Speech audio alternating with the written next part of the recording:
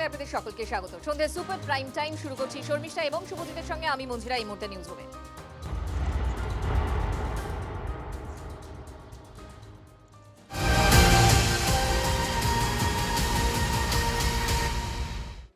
আজকে সব থেকে বড় খবর কোনটা?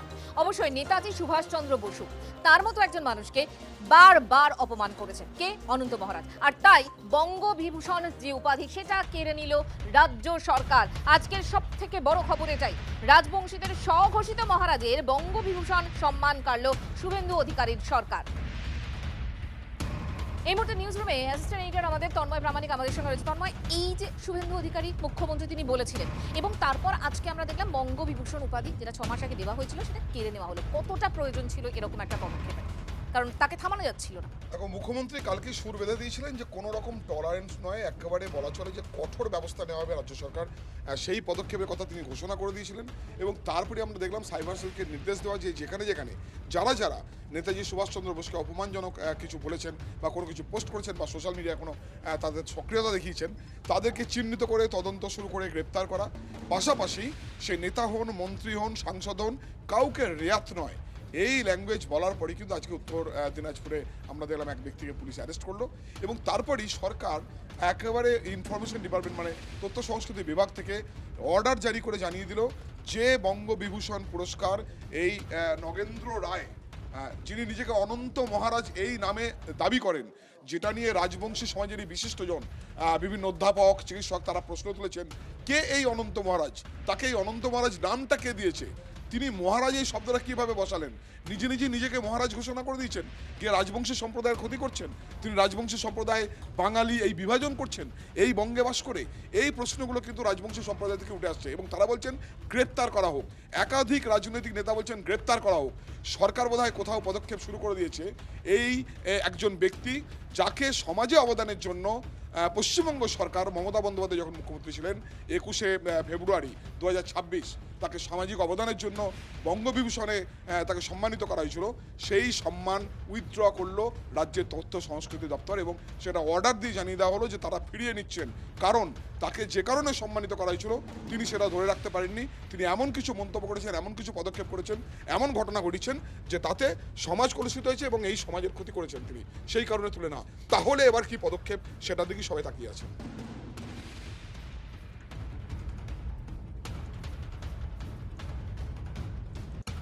নেতাজি সুভাষচন্দ্র বসু ভারত মায়ের শ্রেষ্ঠ সন্তানদের একজন।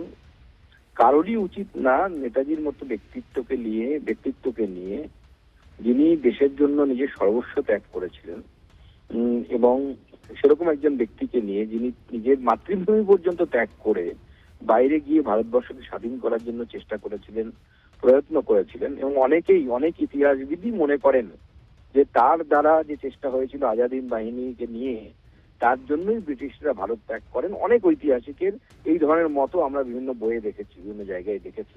সেই রকম একজন ব্যক্তিকে নিয়ে কারো কোনো মন্তব্য করা উচিত নয় বলে আমার মনে হয়। অন্যদিকে বেলেঘাটার বিধায়ক, তৃণমূল কংগ্রেস বিধায়ক কুণাল ঘোষ তিনি কি বলছেন? তিনি বলছেন যে এই বঙ্গবিভূষণ কেড়ে নেওয়াটাতে যথেষ্ট নয়, রাজ্যসভার সাংসদ পদ কেড়ে নেওয়া উচিত তার। শুধু তাই না, তিনি বলছেন যে দলের সদস্য পদও তার কেড়ে নেওয়া উচিত। শোনাবো আপনাদের কি বলছেন কুণাল ঘোষ। বঙ্গবিভূষণ কেড়ে নেওয়াটা যথেষ্ট নয়, 100 বার বঙ্গবিভূষণ কেড়ে নেওয়া হোক, কিন্তু পাশাপাশি বিজেপি তারা পার্টি থেকে লোকটাকে বহিষ্কার করুক, আর পাশাপাশি সর্বসম্মতভাবে দেশের পার্লামেন্ট থেকে তাকে বার করে দেওয়া হোক, সদস্যপদ খারিজ করে দেওয়া হোক, আর একই সঙ্গে তার বিরুদ্ধে ফৌজদারি মামলাটাও রাজ্য সরকার শুরু করুন।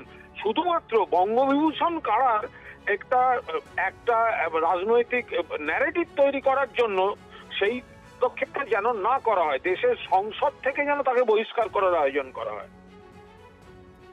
দেখুন, মুখ্যমন্ত্রী শুভেন্দু অধিকারী যা বলেন তাই করে দেখেন। কে বলছেন এই কথাটা? এই কথাটা বলছেন উত্তরবঙ্গ উন্নয়ন মন্ত্রী নিশীথ প্রামাণিক। অনন্ত মহারাজে বঙ্গবিভূষণ কেড়ে নেওয়া হলো, এবার কি আরো বড় পদক্ষেপ নেওয়া হবে সেদিকে প্রত্যেকের নজর থাকছে। তবে নিশীথ প্রামাণিক বলছেন আইনানুগ ব্যবস্থা নেওয়া হবে তার বিরুদ্ধে। খুব ভালো করে জানেন যে মাননীয় মুখ্যমন্ত্রী শুভেন্দু অধিকারী যা বলেন সেটা করে দেখান। এবং নেতাজি আমাদের প্রত্যেকের জন্য বরেণ্য, নেতাজি আমাদের প্রত্যেকের নেতা এবং যিনি সারা বিশ্ব যাকে সম্মান করে। এবং মাননীয় মুখ্যমন্ত্রী কালকে স্পষ্ট করে দিয়েছেন যে সেই যেই হোক না কেন, যত বড় নেতা মন্ত্রী সাংসদ হোক না কেন, তার বিরুদ্ধে আইনি যে অ্যাকশন সেটা কিন্তু নেওয়া হবে। অধীর রঞ্জন চৌধুরী তিনি কি বলছেন, শুধুমাত্র এই বঙ্গবিভূষণ কেড়ে নেওয়া নয়, বরং অনন্ত মহারাজকে দেশদ্রোহী ঘোষণা করা উচিত। মমতা ব্যানার্জি তাকে বঙ্গভূষণ দিলেন, তার নিজের বক্তব্য বাংলা থেকে আলাদা হয়ে যাওয়া, তারপরে তিনি এখন নেতাজিকে আক্রমণ করার হিম্মত পাচ্ছেন। ঘটনাচক্রে তিনি আবার সরকারি দলের রাজ্যসভার মেম্বারও হয়ে গেছেন। তো শুধুমাত্র বঙ্গবিভূষণ কেড়ে নিয়ে বাংলার মানুষের ভাবাবেগকে ক্ষতে পুড়ে দেওয়ার চেষ্টা না করে এই মহারাজের বিরুদ্ধে এই মুহূর্তে অপরাধমূলক কেস দায়ের করা উচিত। যে এই অনন্ত মহারাজকে এই মুহূর্তে দেশদ্রোহী ঘোষণা করা দরকার। তার যেমন বঙ্গভূষণ কারা রয়েছে, এখনই তার রাজ্যসভার সদস্যপদ কেড়ে নিয়ে তাকে জেলে ভরে দেওয়া উচিত। নেতাজি সুভাষচন্দ্র বসুকে অপমানজনক মন্তব্য করার জন্য গতকালই কিন্তু শুভেন্দু অধিকারী, মুখ্যমন্ত্রী শুভেন্দু অধিকারী তিনি কড়া বার্তা দিয়েছিলেন। তিনি বলছেন যেই হোক, তার যাই পজিশন হোক, তাদের কাউকে রেয়াত করা হবে না, কড়া ব্যবস্থা নেওয়া হবে। ঠিক কি বলেছিলেন তিনি, শোনাবো আপনাকে। পশ্চিমবঙ্গের মাটিতে দাঁড়িয়ে পূজ্যপাত প্রাতঃস্মরণীয় দেশপ্রেমিক, যিনি স্বাধীনতা পাইয়ে দিয়েছেন, সেই নেতাজি সুভাষচন্দ্র বসু সম্পর্কে যারা যেখানে অপমানজনক, অশোভন, কুরুচিকর, আপত্তিজনক যত রকম শব্দ অভিধানে আছে, এইসব খারাপ শব্দ প্রয়োগ করেছেন, সেটা কোনো প্রকৃত ভারতবাসী, রাষ্ট্রবাদী, দেশপ্রেমিক নাগরিক স্বীকার করে না। আমরা পশ্চিমবঙ্গের মাটিতে এটা করতে দেব না। এটা খুব পরিষ্কার বক্তব্য। আইন সবার ক্ষেত্রে সমান। তিনি মন্ত্রী হন, শান্ত্রী হন, সাংসদ হন, বিধায়ক হন, যেই হন, যে দলেরই হন, এমনকি যদি সরকারি কর্মচারী, পুলিশ কর্মী হন, তার ক্ষেত্রেও আইন সমানভাবে প্রয়োগ করা হবে। অনন্ত মহারাজের বঙ্গবিভূষণ কেড়ে নেওয়ার সিদ্ধান্তকে স্বাগত জানাচ্ছেন বিরোধী দলনেতা।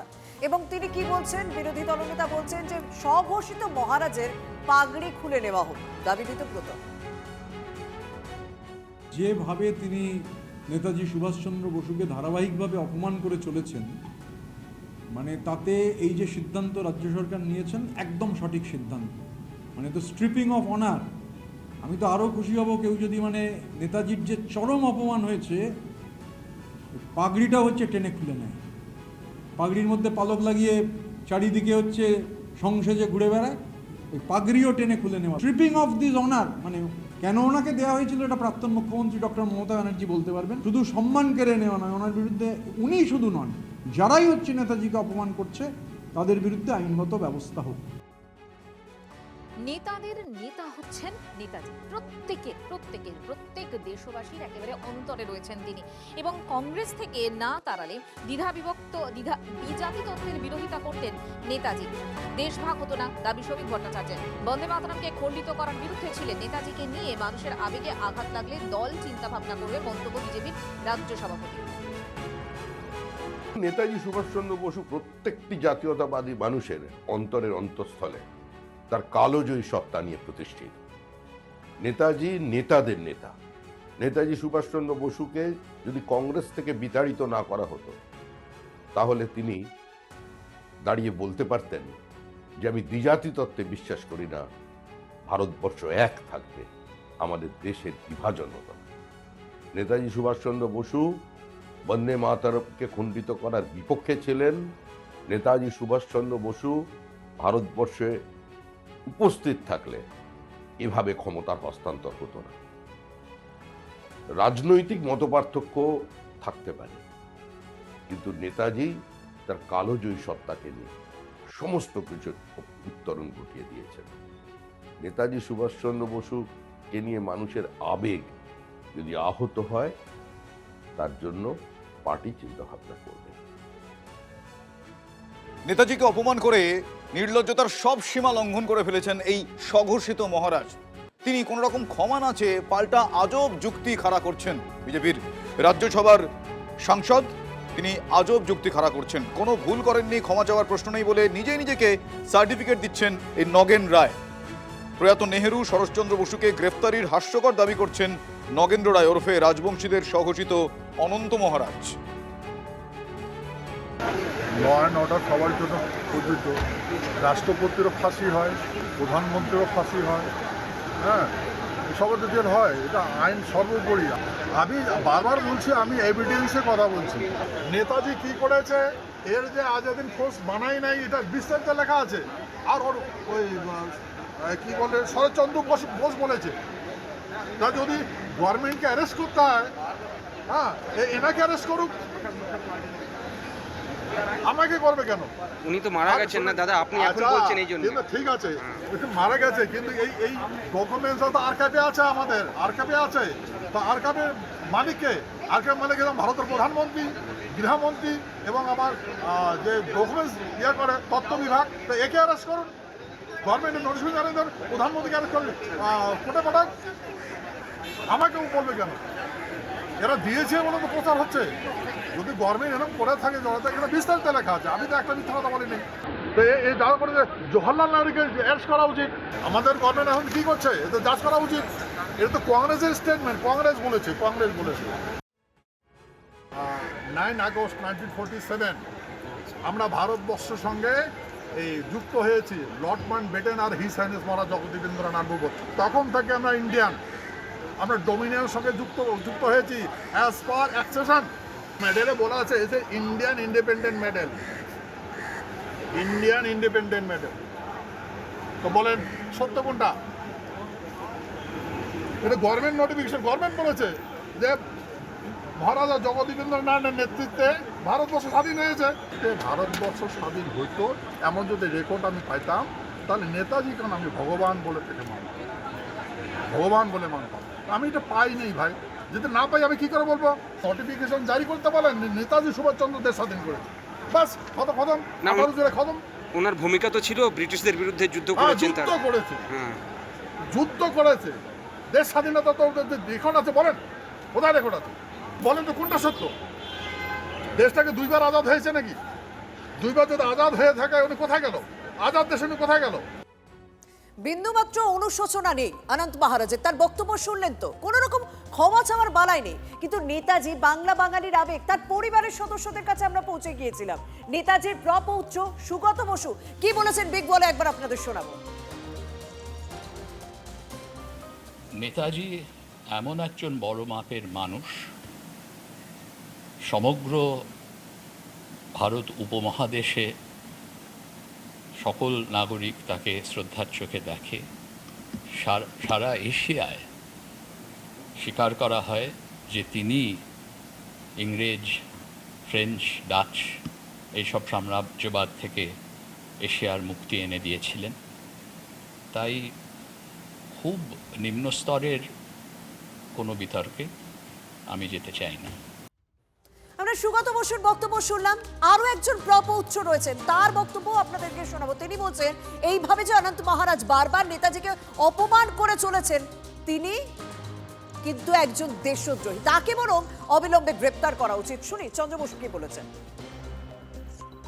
এটি একটি রাজনৈতিক উদ্দেশ্য সামনে রেখে এই বক্তব্য বলা হচ্ছে।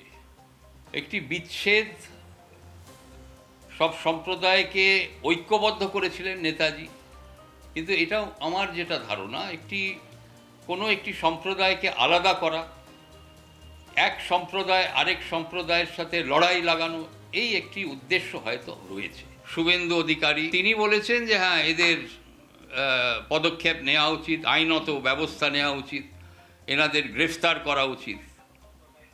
কিন্তু কই, এখনো পর্যন্ত তো অনন্ত মহারাজ গ্রেফতার হননি। ওনার কে চেলা চামুন্ডা কারা কি বলেছে, তাদের গ্রেফতার করে কোনো লাভ নেই। এই মুহূর্তে ওনাকে গ্রেফতার করা উচিত। কেন? উনি দেশদ্রোহী, উনি অ্যান্টি ন্যাশনাল। নেতাজির বিরুদ্ধে উনি যেসব বক্তব্য রেখেছেন, এটি ওনাকে দেশদ্রোহী বলে ওনাকে মান্যতা দেয়া হয়েছে। ওনাকে গ্রেফতার করা উচিত। একের পর এক অপমানজনক মন্তব্য করে যাচ্ছে দিচ্ছেন অনন্ত মহারাজ, এবং তিনি কি বলছেন তা নিয়েও ওনার কোনো একেবারেই কোনো বিষয় নেই যে তিনি কি কতটা ঠিক বলছেন। এটা নিয়ে বিধানসভার অধ্যক্ষ তিনিও কিন্তু কড়া নিন্দা করলেন। তিনি বললেন যে পায়ের তলার মাটি হারিয়েছেন, জমি হারিয়েছেন অনন্ত মহারাজ, তাই উত্তরবঙ্গকে এরকম ভাঙার চেষ্টা করছেন, এই ধরনের মন্তব্য করছেন, কড়া সমালোচনা করেছেন তিনি।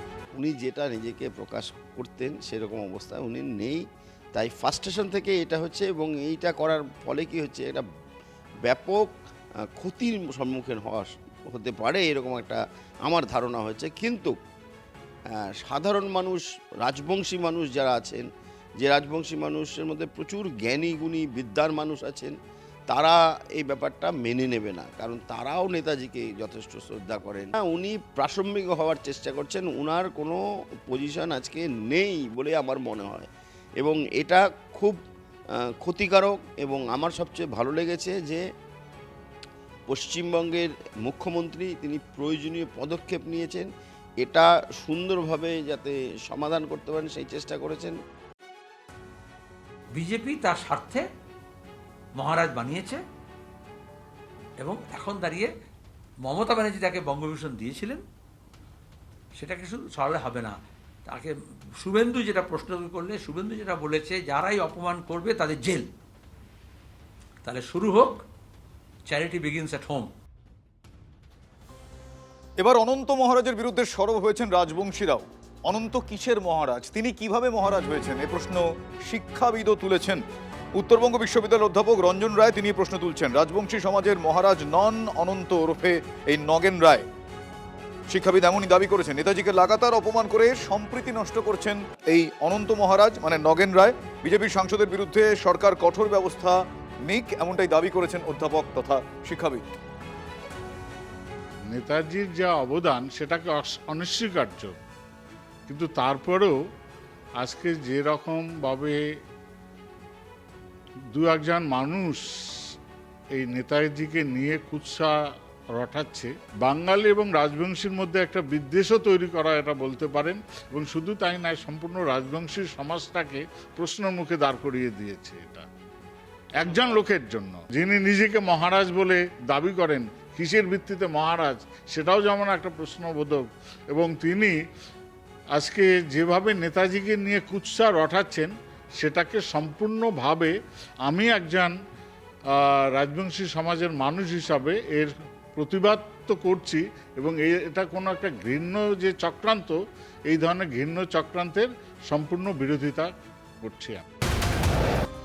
বারবার বলছি না, বাংলা বাঙালির আবেগ কেন, গোটা দেশের আবেগ। কারণ সত্যি তো স্বাধীনতার এক স্তম্ভ হিসেবে কাজ করেছিল নেতাজি সুভাষচন্দ্র বসু, এবং তার জন্য একটা মানে এই মুহূর্তে গোটা কলকাতার কেন, গোটা বাংলার মানুষ, গোটা দেশের মানুষের কাছে একটা লজ্জার ছবি আপনাদেরকে দেখাবো। দেখুন, নিউ আলিপুরের ছবি। পিসিআর কে বলবো বিগ বলে প্লে করতে। এইটা আগের ছবি ছিল, যখন আমরা দেখছি যে নেতাজির মূর্তি, তার ডান হাতটা কে বা কারা এসে ভেঙে দিয়েছে। তারপরে অবশ্য জাতীয় পতাকা এনে স্বাভাবিকভাবে দেখে তো আমাদের লজ্জা লাগে। আমরা দুটো ছবি দেখাচ্ছি, দেখুন, জাতীয় পতাকা নিয়ে এসে তার মূর্তিটাকে আমরা মুড়ে দিতে বাধ্য হয়েছি, কারণ কেউ বা কারা এমন একটা ঘটনা ঘটিয়েছেন যেটা দেখলে প্রত্যেকটা মানুষ লজ্জা পেতে বাধ্য। নেতাজিকে নিয়ে কুরুচিকর মন্তব্য এতদিন ধরে সমাজ মাধ্যমে ভাইরাল হচ্ছে, এবার ব্যবস্থা নেওয়ার কাজ শুরু হয়ে গেছে। তার মধ্যে দেখুন এই অবস্থা, কারা করলো এটা, তাদের বিরুদ্ধে কি ব্যবস্থা নেওয়া হবে সেদিকে অবশ্যই আমাদের নজর থাকছে।